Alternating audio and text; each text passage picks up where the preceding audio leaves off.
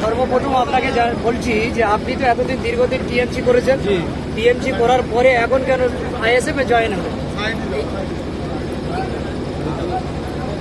আমি 2014 সাল থেকে রাজনীতি করতাম, মমতা বন্দ্যোপাধ্যায়ের দল করতাম, মানে ইলেকশনও করিয়েছি, বহুত লড়াইয়ের সম্মুখীন হয়েছি।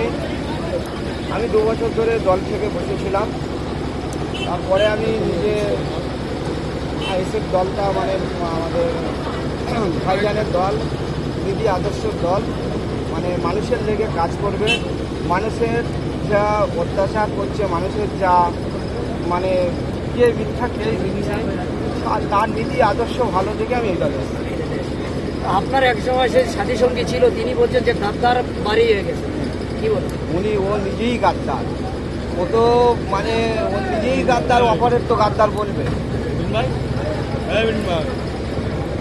আইএসএফ কি আপনাকে কোনো লোভ লালসা দেখে নিয়ে এসেছে? না না না, আমি সৎ ইচ্ছা এসেছি, আমার কোনো লোভ লালসা কিছু দেখে আমি নিজে থেকে এসেছি।